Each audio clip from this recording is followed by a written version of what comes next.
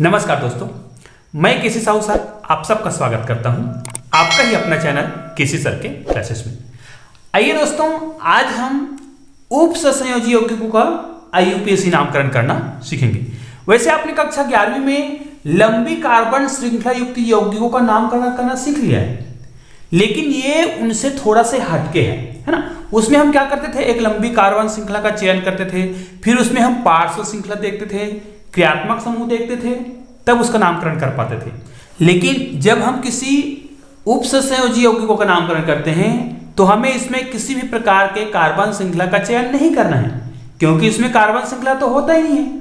इसमें होता है लिगेंड और होता है सेंट्रल एटम, है ना।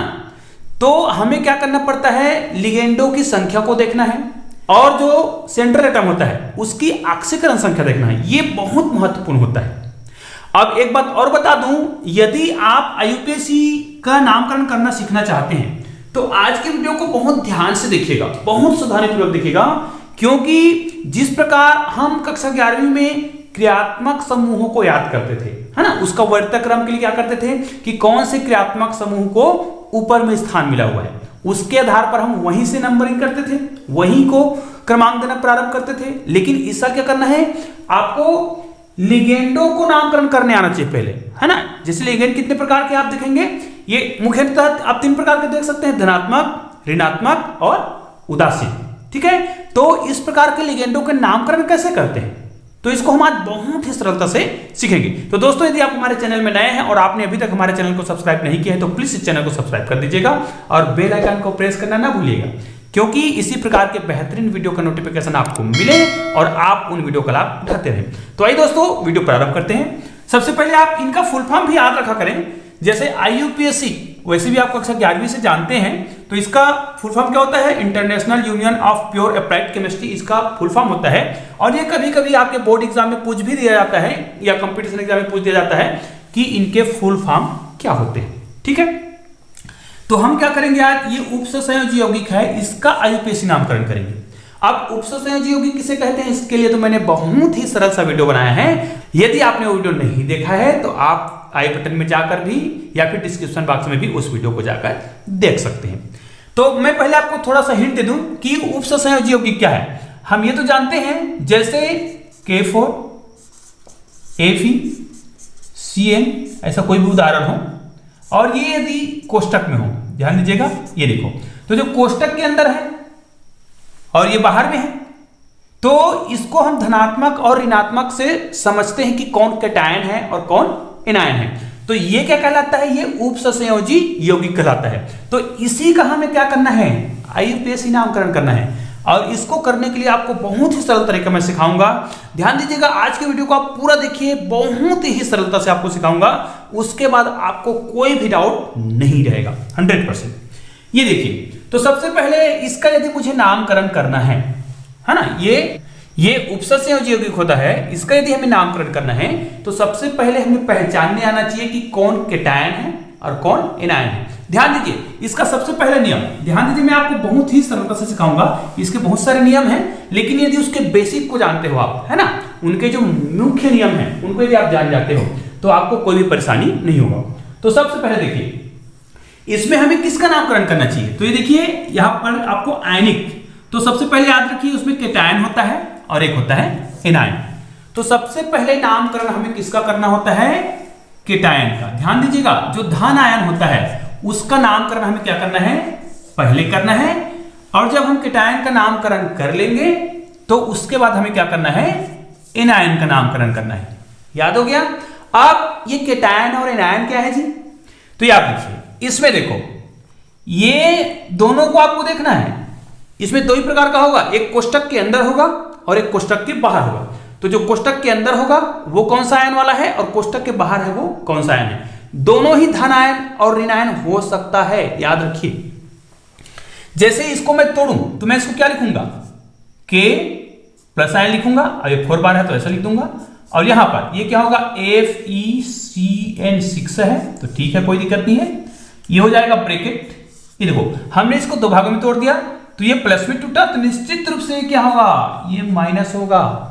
ठीक है, अब देखो इन दोनों का ही तो हमको क्या करना था, आयनों में तोड़ना था। अब जब ये आयनों में टूट गया तो हमने क्या बोला है, केटायन का नामकरण पहले होता है ना। कैसे, जैसे ये केटायन है, देखो धनायन को केटायन बोलते हैं ना, मैंने लिख भी रखा है, देखो केटायन मतलब धनायन, तो धनायन का नामकरण पहले होगा, उसके बाद ये पूरा भाग जो है वो क्या है, एनायन है, ऋण आयन, ठीक है। तो इसका नामकरण करेंगे। अब देखिए, अब इसका नामकरण तो करेंगे, लेकिन इसका यहां से यहां तक का नामकरण करने का पूरा नियम पढ़ेंगे हम, क्योंकि इसमें अकेले चीज थोड़े है, इसमें तो कई लिगेंड हो सकते हैं, सेंट्रल एटम है, केंद्रीय धातु परमाणु, तो इसका नामकरण करने के नियम जो अभी मैं आपको सिखाऊंगा, अभी केवल आपको पहला नियम सिखाया गया, और पहला नियम आपको याद हो गया होगा कि पहले हमें केटायन का नामकरण करना है, उसके बाद एनायन का करना है। एक बात और याद रखिए, ऐसा नहीं कि हर बार यही केटायन हो, कई बार क्या होता है, यदि कुछ इस प्रकार के उदाहरण भी हो सकते हैं,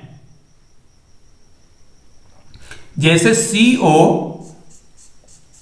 NH3 यहां पर ऐसा हो सकता है, और यहां पर मान लिया जाए ऐसा हो सकता है, ठीक है।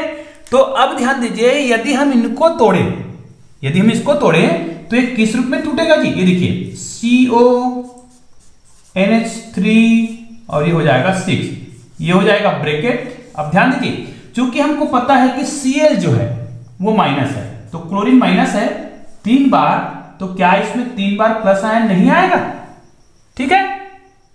इसका मतलब ये जो दिख रहा है वो क्या है, ये केटायन है इसमें, और ये क्या है, ये एनायन है। इसका मतलब इसमें हमें इनका पहले नामकरण करना है कि इनका करना है, ये केटायन है ना, ये देखो धनायन, तो केटायन का नामकरण क्या करते हैं हम, पहले करते हैं, तो निश्चित रूप से इसका नामकरण पहले होगा। तो ये हो गया क्लियर। आप याद रखिएगा, उपसंयोजी यौगिक में जो अकेला होता है वो भी धनायन हो सकता है और वो भी ऋणायन हो सकता है, जहां जैसे यहां पर देखे हैं। हमें केवल इतना याद रखना है कि केटायन का नामकरण पहले करते हैं, उसके बाद एनायन का करते हैं। तो आइए अब हम जब केटायन और एनायन को पहचान ले और केटायन और एनायन का नामकरण सीख जाए, तो हम जब उपसंयोजी यौगिकों का नामकरण करेंगे, यहां पर आएंगे उपसंयोजी मंडल जिसको बोलते हैं। ध्यान दीजिएगा, आपको एक चीज सिखा रहा हूं, ये तो पहचान हो गया, लेकिन अब हमें केवल इनका नामकरण करना है। तब हम क्या करेंगे, इसको भी मिटा देता हूं मैं, ये देखिए। तो जब हम किसका नामकरण करते हैं, उपसंयोजी यौगिक है ना, जिसको हम क्या बोलते हैं, संकुल आयन। यही जो है क्या है, संकुल आयन है ना, संकुल के रूप में है तो संकुल आयन कहलाता है। तो जब हम संकुल आयन का नामकरण करते हैं तो यही सबसे महत्वपूर्ण है, क्योंकि आपको कोष्टक के अंदर ही तो अधिक संख्या में होते हैं ना लिगेंडों की जो संख्या होती है, तो इसका नामकरण करना मेन है। तो इसको मैं आपको ध्यान से सिखाता हूं, ध्यान दीजिएगा। लिगेंड कितने प्रकार के होते हैं, 3 प्रकार के, है ना। धनात्मक हो सकता है, ऋणात्मक हो सकता है, और एक हो सकता है उदासीन, ठीक है। तो इसके आधार पर ही हम क्या करेंगे, इनका नामकरण करेंगे। तो यहां पर आप देख सकते हैं, संकुल आयन का नामकरण करेंगे तो सबसे पहले लिगेंड का नामकरण करते हैं, ध्यान दीजिएगा, ठीक है। लिगेंड का नामकरण करेंगे, उसके बाद केंद्रीय धातु आयन का नामकरण करते हैं। केंद्रीय धातु का, केंद्रीय धातु किसको बोलते हैं, जैसे इसमें फेरम दिख रहा है, ठीक है, ये फेरम क्या है, केंद्रीय धातु है, तो इस केंद्रीय धातु का नामकरण करेंगे। किसके बाद, पहले लिगेंडो का कर लेंगे, जैसे CN क्या है, लिगेंड कितने बार आया है, 6 बार, तो इस संख्या को पहले लिखते हैं, 6 आया है तो हेक्सा लिखेंगे। तो इस प्रकार इनका नामकरण पहले करेंगे लिगेंड का। लिगेंड के बाद किसका नामकरण करते हैं, सेंट्रल एटम का। और सेंट्रल एटम के ऑक्सीकरण संख्या जो होता है, इसका ऑक्सीकरण संख्या हम निकालते हैं, और ये निकालना मैंने पिछले वीडियो में बहुत ही सरलता से सिखाया है। यदि आपने वो वीडियो नहीं देखा है तो जरूर देखिएगा, मैंने बताया भी था कि उसके बिना आप IUPAC नामकरण नहीं कर सकते। तो ये देखिए, जब हम लिगेंड का कर लेंगे तो लिगेंड का नामकरण करने के बाद हमको सेंट्रल एटम का नामकरण करना रहता है। और सेंट्रल एटम का नामकरण करने के लिए ध्यान दीजिएगा, ये जो केंद्रीय धातु है इसका नामकरण करने के लिए यहां पर जितना भी ऑक्सीकरण संख्या होता होगा उसका मान आपको पता होना चाहिए, और उसे ही तो क्या बोलते हैं, ऑक्सीकरण संख्या बोलते हैं। और इस मान को रटा नहीं जाता है, निकाला जाता है, और ये निकालना मैंने सिखाया है, ठीक है। तो उसके लिए क्या करेंगे, केंद्रीय धातु आयन का नामकरण करेंगे, उसके बाद ऑक्सीकरण संख्या, जिसको हम क्या करेंगे, रोमन संख्या में लिख लेते हैं, ठीक है। रोमन संख्या जानते हैं ना, जैसे अगर ऑक्सीकरण संख्या 1 है तो इस प्रकार लिखेंगे, कोष्टक में डालेंगे भाई। अगर 2 है तो इस प्रकार लिखेंगे, 3 है तो इस प्रकार लिखेंगे। तो इस प्रकार हम क्या कर सकते हैं, ऑक्सीकरण संख्या को रोमन संख्या के रूप में लिखेंगे और उसको कोष्टक में लगाएंगे। और ये किसका निकालते हैं, ऑक्सीकरण केवल सेंट्रल एटम का ही निकालते हैं, ठीक है। तो इस प्रकार हम क्या कर सकते हैं, हम आयनिक में से केटायन और एनायन में से केटायन का पहले नामकरण करेंगे।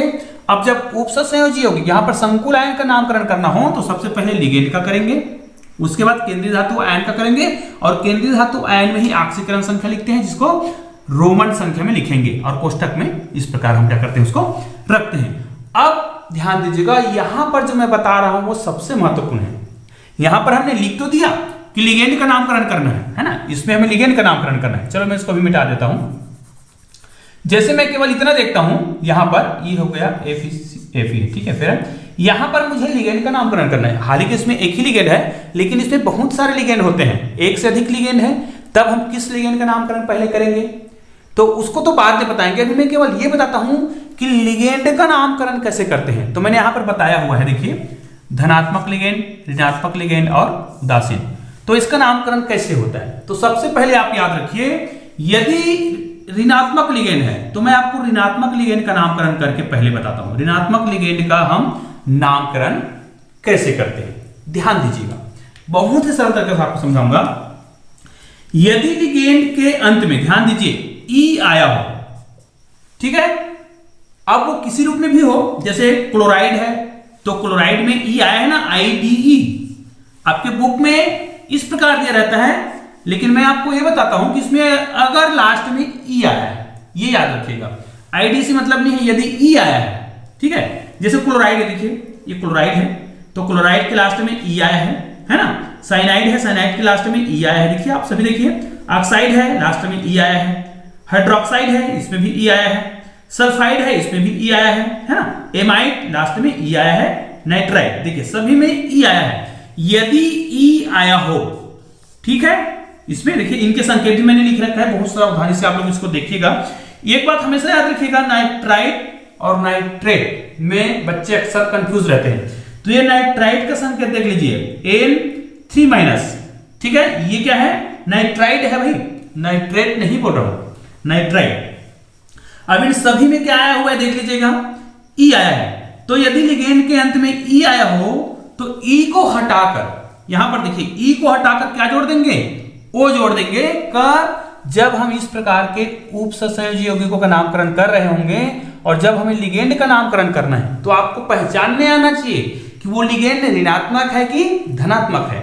तो मैं अभी केवल आपको ऋणात्मक लिगेंड के बारे में बता रहा हूं। जैसे देखिए ये क्या है, क्लोराइड है, तो क्लोराइड में से ई को हटाना है ना, ध्यान दीजिएगा, यहां से ई को हटाना है, तो ये देखियो ये क्या हो जाएगा, CH। तो यहां पर आप देख सकते हैं ये क्या हो जाएगा, क्लोराइड है, ठीक है। तो देखो मैंने क्लोराइड तो लिख लिया, लेकिन हमने क्या बताया, लिगेंड के अंत में ई को हटाना है, ये देखो ई को हटाकर ओ जोड़ना है। तो क्लोराइड लिखा है तो इसको कर देंगे O। अब इसको पढ़ेंगे क्या, फिर ये हो जाता है क्लोरिडो। हम लोग जब 12th में पढ़ते थे तो इसको हम क्या बोलते थे, क्लोरो बोलते थे, मतलब लास्ट में O बस जोड़ते थे। लेकिन अब क्या बोला जा रहा है, ई को हटा के क्या जोड़ना है, O, तो क्या हो गया, क्लोरिडो। यहां पर देखिए साइनाइड है तो ये क्या हो जाएगा, साइनाइड में ई तो था ये देखो, लेकिन हमें इसी ई को क्या करना है, हटाना है, और क्या जोड़ना है, ओ जोड़ना है। तो समझ आ रहा होगा आपको क्या करना है, यदि ऋणात्मक लिगेंड है तो ई को हटाना है, सब में ई को हटा देंगे। जैसे देखिए ऑक्साइड है तो OXIDE है, तो इस ई को हटा के ओ जोड़ना है, तो क्या हो गया, ऑक्सीडो हो गया। हाइड्रोक्सी है, यहां पर लिख देते हैं हाइड्रोक्साइड है ना, तो ये क्या हो जाएगा, यहां पर देख लीजिए हाइड्रोक्साइड है, ई है, ई को हटा देंगे ओ हो जाएगा। यहां पर देखिए सल्फाइड है, ये देखिए सल्फाइड, तो इसको क्या कर देंगे, हटा देंगे ई को और जोड़ देंगे ओ, तो क्या हो जाएगा, सल्फिडो हो जाएगा। एमाइड है तो ये हो जाएगा एमाइड है, ठीक है, ई है, ई को हटा दिए तो क्या हो गया, एमिडो हो गया। उसी प्रकार नाइट्राइड है, ये देखिए NITRID, और ई है, इसको कर देंगे ऐसे, तो क्या हो गया, नाइट्रिडो हो गया। समझ आ गया, मतलब आपको ये ध्यान देना है लास्ट के जो ई है उसी को हटाना है और उसके जगह ओ जोड़ना है। और याद रखिए ये सभी जो है क्या है, ऋणात्मक लिगेंड है। याद रखिए यहां पर जितना माइनस लिखा गया है इसको आप लोग याद रखिएगा, ये बहुत ही महत्वपूर्ण होता है, क्योंकि इसी ऋणात्मक संख्या के आधार पर ही तो हम ऑक्सीकरण संख्या निकालते हैं ना। लिगेंडो के ऑक्सीकरण संख्या के आधार पर ही हम केंद्रीय धातु परमाणु का क्या निकालते हैं, ऑक्सीकरण संख्या। तो ये जो संख्या लिखा गया है उसको आप लोग याद रखिए। जैसे क्लोरीन का -1 होता है, साइनाइड का -1 होता है, जैसे क्लोरीन, क्लोरीन, ब्रोमीन सभी का आप लोग याद रख लीजिएगा, है ना। अब यहां पर देखिए इसको अलग लिगेंड नहीं बोल सकते, इसमें क्या है थोड़ा सा अंतर हो गया है। इसमें क्या हो गया है, इसके लास्ट में क्या आ रहा था, IDE आ रहा था, इसके लास्ट में क्या आ रहा है जी, ATE या फिर ITE, या तो ऐसा आ रहा है या फिर ऐसा आ रहा है। तब भी मैंने नियम में क्या लिखवा रखा है, देखिए यदि लास्ट में क्या आता हो, E आता हो, तो उस E को हटाना है और क्या जोड़ना है, O जोड़ना है।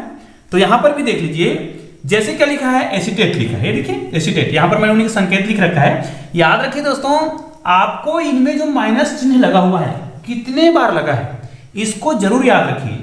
और यदि आपको ये याद रहेगा तो निश्चित रूप से आप यहां पर देखिए, जिसका भी आपको ऑक्सीकरण संख्या निकालना होगा वो लिगेंडों के आधार पर निकलता है, ठीक है।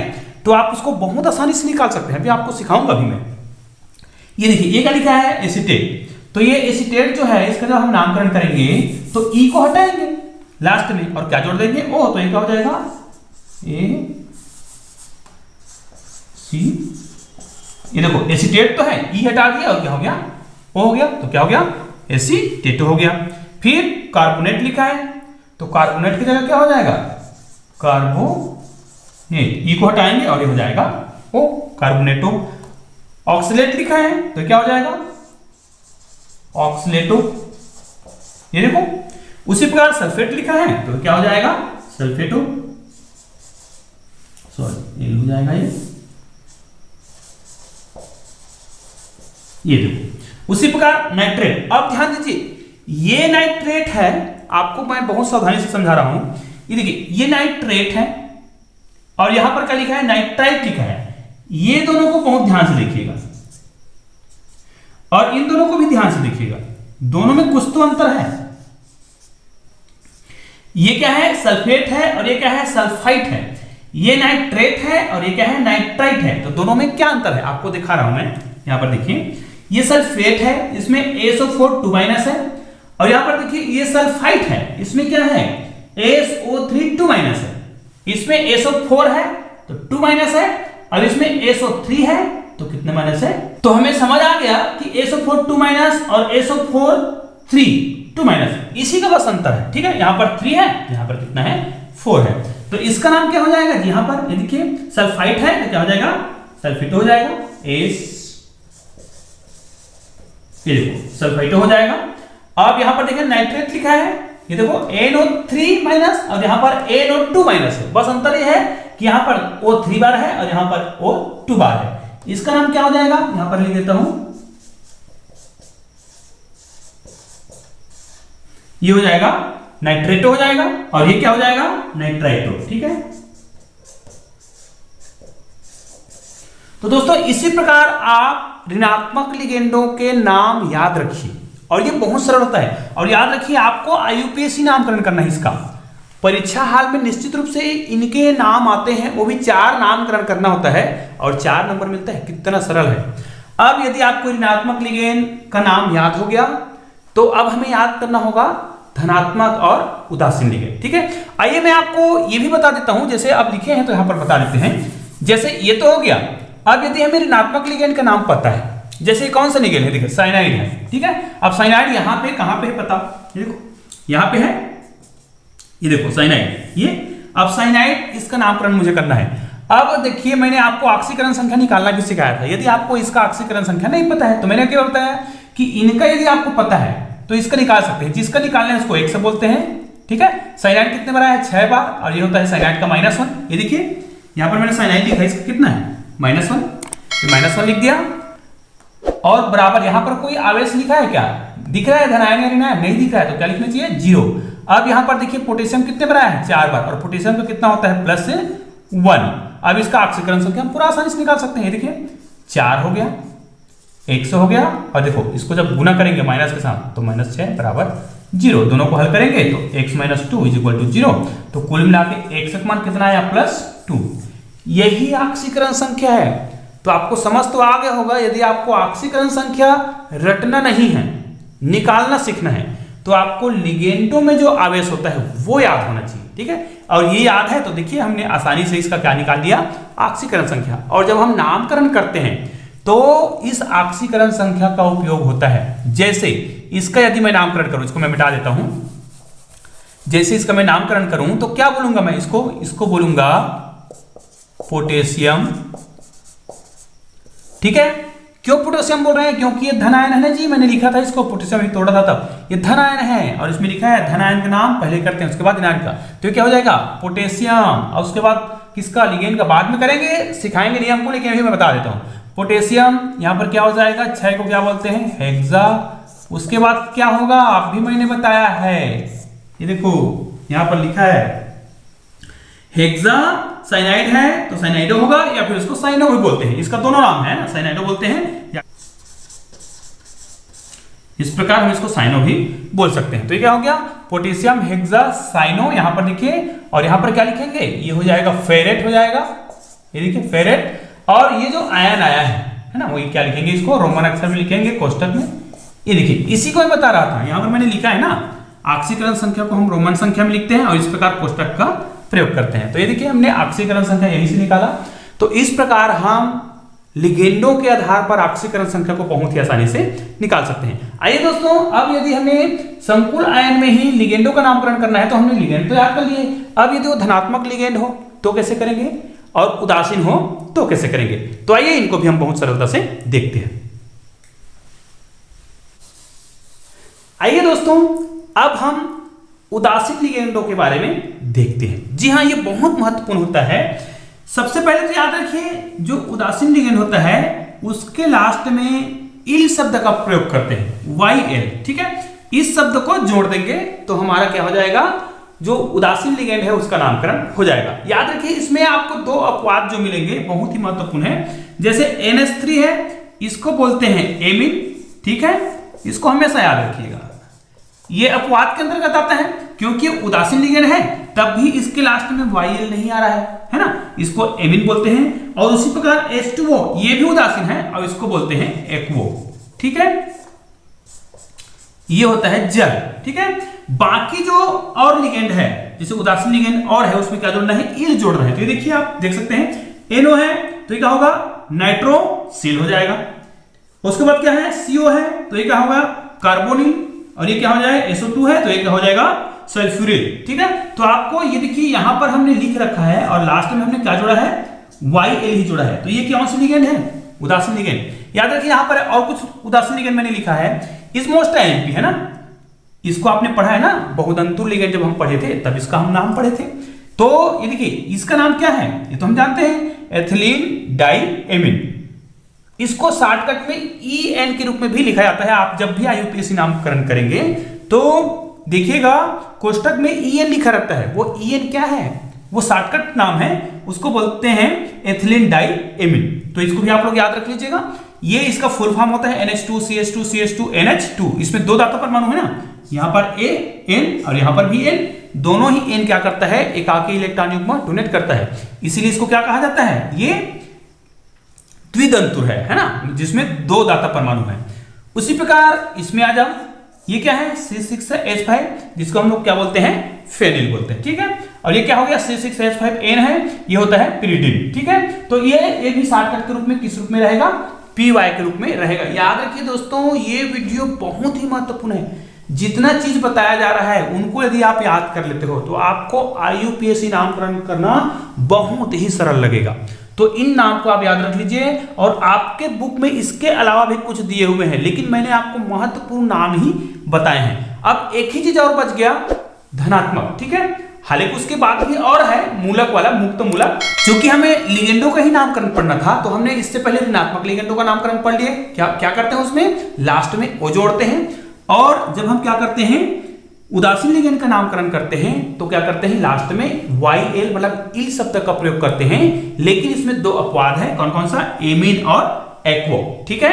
इसके बाद हम देखेंगे धनात्मक लिगेंड। तो आइए दोस्तों, हम धनात्मक लिगेंड के कुछ उदाहरण देखते हैं जो बहुत ही सरल होता है और इसमें कुछ ज्यादा नामकरण नहीं करना है। इसमें क्या करते हैं, EM शब्द का प्रयोग करते हैं। यदि कोई धनात्मक लिगेंड है तो उसके लास्ट में क्या कर देंगे, EM शब्द का प्रयोग कर देंगे और हो गया। तो निश्चित रूप से हमने तीनों को पढ़ लिए, लेकिन आइए हम धनात्मक लिगेंड को उदाहरण सहित देखते हैं। ठीक है, तो आइए इसको उदाहरण सहित देखते हैं, यहां पर लिख लेते हैं। आइए दोस्तों, हम अब धनात्मक लिगेंड की नामकरण करते समय क्या करते हैं उसको देख लेते हैं। यदि लिगेंड जो है धनात्मक है तो उसके लास्ट में ईएम, IUM, ईएम शब्द का प्रयोग करेंगे और कुछ नहीं करेंगे। जैसे यहां पर देख लीजिए NO2+ है, याद रखिए हम धनात्मक लिगेंड की बात कर रहे हैं तो निश्चित रूप से यहां पर कौन सा आयन होगा, धनात्मक होगा। तो देखिए यहां पर धन आयन लगा हुआ है, यहां पर भी देखिए NH2 NH3, यहां पर प्लस आयन, तो धनात्मक है ना धनात्मक लिगेंड। यहां पर देख लीजिए NO+ आयन, इसका मतलब ये धन आयन है। अब इसमें क्या कहा गया है, ईएम शब्द का प्रयोग करना है। तो यहां पर देखिए मैंने ईएम शब्द का ही प्रयोग किया हुआ है। ये देखिए इसको क्या बोलते हैं, ये देखिए नाइट्रोनियम, ये हो गया नाइट्रोनियम, ईएम शब्द मैंने लिख रखा है, अलग से लिख लिया है मैंने हरे कलर में। यहां पर देखिए ये क्या है, ये क्या है हाइड्रोजीनियम, ठीक है, और ये क्या है नाइट्रोसोनियम। ये देखिए यहां पर आप देख सकते हैं लास्ट में ही क्या हो रहा है, ईएम शब्द का प्रयोग हो रहा है। तो दोस्तों इस प्रकार जब हम IUPAC नामकरण करेंगे तो लिगेंड बहुत ही महत्वपूर्ण है, इसलिए मैंने आज पूरा लिगेंड के बारे में ही बताया, धनात्मक, ऋणात्मक और उदासीन लिगेंड। ठीक है, इन लिगेंडों को आप बहुत सावधानी पूर्वक याद करिएगा और निश्चित रूप से इनको समझ के याद करिएगा, तभी आप IUPAC नामकरण कर पाएंगे। दोस्तों इसके बाद आता है एक मूलक आता है, तो याद रखिए मूलक में किसी प्रकार का कोई परिवर्तन नहीं होता। तो इस प्रकार हमने सभी लिगेंडों का नामकरण कैसे करते हैं उनको पढ़ लिया। इसके बाद हम अगले वीडियो में उपसंयोजी यौगिकों का नामकरण करने के पूरा नियम सीखेंगे, वो भी उदाहरण सहित। आज हमने लिगेंडों का नामकरण कैसे करते हैं वो सीखा। तो दोस्तों मिलते हैं एक और बेहतरीन वीडियो के साथ जिसमें हम IUPAC नामकरण करना सीखेंगे। और दोस्तों आज का वीडियो आपको पसंद आया हो तो प्लीज इस वीडियो को लाइक कीजिएगा और अधिक से अधिक अपने दोस्तों को, अपने मित्रों को शेयर जरूर कीजिएगा ताकि सभी लोग इस वीडियो का फायदा उठा सकें। तो दोस्तों मिलते हैं एक और बेहतरीन वीडियो के साथ, तब तक के लिए जय हिंद।